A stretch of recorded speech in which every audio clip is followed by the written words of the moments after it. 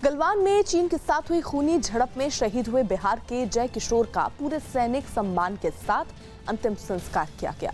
शहीद के आखिरी दर्शन के लिए हजारों लोगों की भीड़ जमा हुई और देशभक्ति के नारे गूंजते रहे। वैशाली की एक छोटी सी बस्ती में रहने वाले जय किशोर के घर जब शव पहुंचा तो दूर दूर तक लोगों की भीड़ दिखने लगी। थोड़ी ही देर में शहीद के पार्थिव शरीर को सेना के जवान घर से लाकर एक ट्रक में रखने लगे। ट्रक को पहले से ही फूलों से सजाया गया था। थोड़ी ही देर में सेना का काफिला गंगा किनारे पहुंच गया, जहां दूर दूर तक लोगों की भीड़ दिखाई देने लगी। घाट है गंगा किनारे, जहां पर अंतिम विदाई उनको दी जाएगी, लेकिन प्रशासन के लिए लोगों को रोकना काफी मुश्किल हो रहा है। शहीद जय किशोर को श्रद्धांजलि देने के लिए सेना के अधिकारी ही नहीं, कई नेता और अफसर भी गंगा घाट पर पहुंचे। सेना के जवानों ने शहीद के सम्मान में बंदूकें झुका दी। देश की रक्षा के लिए जान देने वाले जय किशोर के पिता की आंखों में एक भी आंसू नहीं दिखा। देश के लिए बेटा मेरा शहीद हो गया और दूगो बेटा मेरा और बाकी है, वो भी देश के रक्षा के लिए वो तैयार हो। गलवान घाटी में हुई खूनी झड़प में अकेले बिहार के 5 जवान शहीद हुए, जिनमें सहरसा के रहने वाले कुंदन भी शामिल हैं। कुंदन का पार्थिव शरीर जब उनके घर पहुंचा तो घर में मातम का माहौल बन गया और उनकी पत्नी शव को देखकर फूट फूट कर रोने लगी। पूरा परिवार शहीद की पत्नी को दिलासा देने और समझाने की कोशिश करता रहा, लेकिन उनके आंसू बंद नहीं हुए।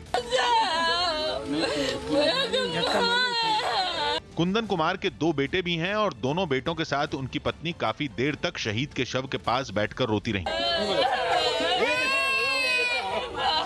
शहीद के परिवार को हिम्मत बंधाने के लिए पूरा गांव जमा हो गया। सुबह होते ही उनके शव को अंतिम संस्कार के लिए ले जाया गया।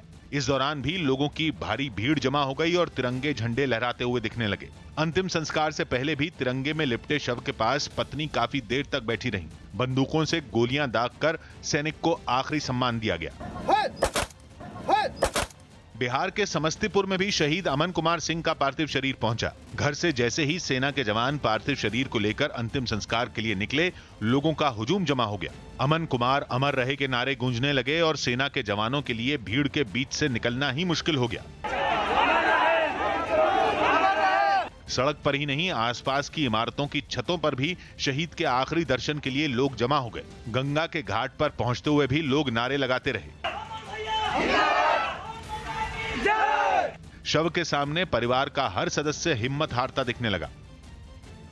भारत और चीन में जारी विवाद के बीच सीमा पर 32 नई सड़कों के बनाने का काम जल्द पूरा किया जाएगा। जानकारी के मुताबिक केंद्र सरकार ने ICBR यानी इंडो चाइना बॉर्डर रोड पर दूसरे चरण के तहत 32 सड़कों को बनाने के काम में तेजी लाने का फैसला किया है और इन सड़कों को बनाने की जिम्मेदारी सीमाओं पर सड़क बनाने वाले संगठन BRO यानी बॉर्डर रोड्स ऑर्गेनाइजेशन और भारत तिब्बत सीमा की पर तैनात ITBP को दी गई।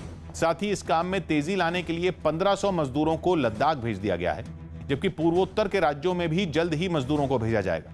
हालांकि चीन इन सड़कों के निर्माण पर आपत्ति जता चुका है, लेकिन केंद्र सरकार ने इसे अपनी प्राथमिकता बताया और साफ किया कि 32 नई सड़कों को बनाने के अलावा पहले से बनी सभी 73 सड़कों की मरम्मत का काम भी जल्द पूरा कर लिया जाएगा।